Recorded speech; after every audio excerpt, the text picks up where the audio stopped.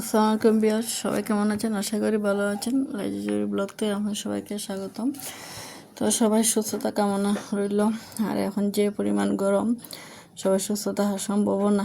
যে পরিমাণ গরম, আল্লাহ যে সুস্থ না রাখেন। আর একদিকে গরম, একদিকে নেটের সমস্যা, একদিকে দেখবেন ভাইরাসের কারণে অনেক বাচ্চারা অসুস্থ। বিশেষ করে আমার মেয়েটা খুবই বেশি অসুস্থ, জ্বর, সর্দি, গলা ব্যথা। ওর জন্য 2টা দিন ধরে খুব টেনশনে করতেছি আর মনও খারাপ, ভিডিও দিই নেই। তো সকালে উঠলাম, আজকে অনেক লেট হয়ে গেছে, কিন্তু রুটি করে আগে রাখতাম, এখন রাখি নাই। বিকালে কারেন্ট থাকে না, ঘুমো থাকি, সব কিছু সামলে আসলে আবার খরা হয় না। আর রাত্রে অত মেয়ের পড়া থাকে, আর সময় পাই না। আসলে দিন ব্যস্ততাটা বেশি দিন দিন হেন যেন বেড়ে যেতেছে।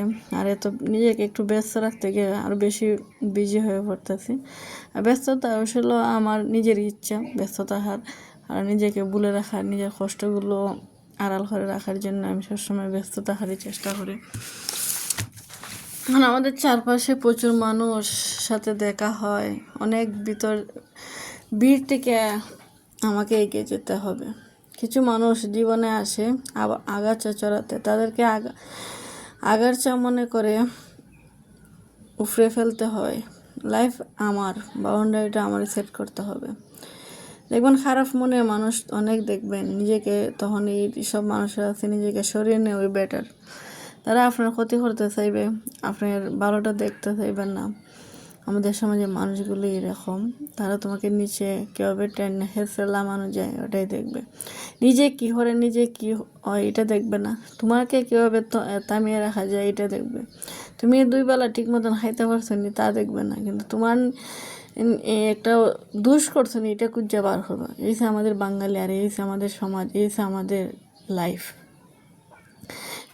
যাই করুক মানুষ, আসলে আমরা এগুলো টেনে হেসে ধরে লাভ নাই। আমাদের সমাজ যে মানুষে কী বলবো, কষ্ট তো আমাদের নিজের আত্মীয় স্বজন মানুষই দেয়, আমাদের রক্তের মানুষই আমাদের সাথে খারাপই করে। আর আপন মানুষগুলোই তোমার দুর্বলতা জানে, যার কারণে তারাই তোমার বেশি কষ্ট দেয়।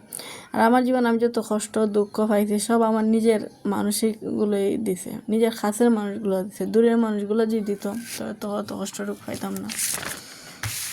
কিছু জিনিস আছে সবার সাথে শেয়ার করা যায় না, পাবলিক প্লেসও আনা যায় না, তাই শেয়ারও করি না, নিজের ভিতরেই রাখি। কিন্তু খুব জমে কষ্ট লাগে। অনেকে হয়তো মনে করে কেন সরে আসি তাদের কাছ থেকে। আসলে আমি কষ্ট পাইতে পাইতে তখন সরে আসি, আর কত কষ্ট পাবো। আমার তো কষ্ট পেতে পেতে আর লাইফে একেবারে শেষ প্রান্তে এসে দাঁড়াই গেছে। জীবন তো মৃত্যুর মতন বেঁচে আছি, হয়তো মেয়ের জন্য বেঁচে থাকা লাগে, যে তাকিতে বেঁচে লাগে। আর মরে গেলে তো আর সব কিছু শেষ না। আর যতদিন হায়াত আছে ততদিন তো বাঁচতে হবে। আমাদের জন্ম মৃত্যু আল্লাহর হাতে লেখা। যাই যেভাবেই হোক জীবনকে এগিয়ে নিতে হবে। আমাদেরকে পিছু হয়তো অনেকে টানবে, পিছিয়ে লামানোর চেষ্টা করবে। আর আমাদের বাঙালির তো একটা অভ্যাস আছে আমাদেরকে নিচে লামানোর জন্য, এটা খুবই তাদের আপ্রাণ চেষ্টা। নিজের ক্ষতি হয়ে রইল, অন্যের ক্ষতি করতে চায়। যাই হোক, যার যেটুকু করবো আল্লাহর কাছে তার জন্য দায়ী থাকবে। তো একটা বিষয় নিয়ে আমি খুবই কষ্টে পাইছি, আপসেট হয়েছি।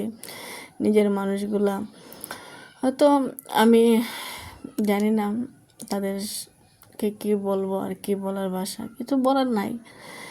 আর কোনো দুঃখ আমার তাদের সামনে নাই। আসলে তাদেরকে আপন বাবাটাই মনে হয় আমার ভুল ছিল, আর তাদেরকে আপন করার টানে ওই মনে আমার জীবনে ভুল ছিল। আমি যেহেতু প্রতিষ্ঠিত না এই ফ্যামিলিতে, আমার আসলে যাওয়াটা উচিত ছিল না। তো যাই হোক, আমার ফ্যামিলি, মা আছে, ভাই বা মেয়ে, যেটুকু নিয়ে আছি ভালোই থাকার জন্য চেষ্টা করবেন। সবাই ভালো থাকুক, সুস্থ থাকুক এই কামনা করি। আর বাকি যারা আছেন তাদের কথা কি বলবো, তারা তো শুধু আমাকে কীভাবে আঘাত করা যায়, কষ্ট করা যায়, ভাঙা যায়, তাদেরই চেষ্টায় থাকে। তারা যদি সুখে থাকে কষ্ট দিয়ে, তা হোক, আমার কোনো সমস্যা নেই। কেউ হয়তো গরু খাইব, কেউ খাইব মাছ, কেউ খাইব মাংস। আর গরু কিন্তু এখন বেশি খাওয়া স্বাস্থ্যের জন্য ভালো না, বিশেষ করে ডাক্তার এখন নাই করে গরু বেশি খাওয়া ভালো না।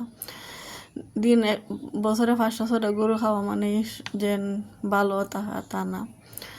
আমি মনে করি সব মিলিয়ে ভালো থাকাটাই ভালো, আর আল্লাহর কাছে ভালো থাকাটাই ভালো। নিজেকে অন্যের কাছে প্রেজেন্টেশন করাটা আমাদের অভ্যাস না, তাই আমরা তেমন একটা প্রেজেন্টেশন করতে পারি না। তবে মানুষ আছে, অন্যরা দেখলাম খুব সুন্দর মানুষের প্রেজেন্টেশন করতে খুব পছন্দ করে। তা আমি সেরকম প্রেজেন্টেশনটা পছন্দ করি না। আমার যা আছে, যাভাবে আমি চলি, যেভাবে খাই, আমি ওইভাবে চলতে চাই। আমি খেয়ার কাছে হাত পাততেও রাজি না, খারটা খাইতেও রাজি না। খেয়ে আমার তুই খাইলো গরু, খেয়ে আমার তুই খাইলো খাসি, তাও আমার দেখার বিষয় না। আমি যে আমার নিজের ইনকামে নিজের যা আছে তা নিয়ে শুটকি শাক আলু ভর্তা খাই আমি থাকি, তাও আমি তৃপ্তি আছে। অন্যজনের খাবার কেন আমি খাবো? এটা দায়ভার তো আমি নিজে নিতে হবে, তার তো সব হবে, কিন্তু আমার তো আর সব হইতো না, আমি তার কাছে ঋণী থাকবো। তাই মনে করি যার যেটুকু আছে তা নিয়ে সুখে থাকা দরকার। আর যেভাবে যে পর্যায়ে আল্লাহ নিছে এই পর্যায়ে থাকা আল্লাহর কাছে রহমতের বিষয়। আর সুস্থতা হয়েছে সবচেয়ে বড় নিয়ামত। আর দোয়া করবেন যাতে আমি সুস্থ থাকি। সুস্থ থাকলে জীবনে অনেক কিছু অর্জন করা সম্ভব। তো আজকে এই তেঁতুলগুলো অনেক দিন ধরেই খাটার জন্য রাখা হয়েছে, কিন্তু সময় সাপেক্ষে আমি তেমন একটা হাঁটতে পাই না, আমার আম্মা হাঁটবা। আর এই ছোটোবেলার কথা মনে হয় এটা দেখলে, মেয়ের জন্য আনা হয়েছে, আমার আম্মা আনছে।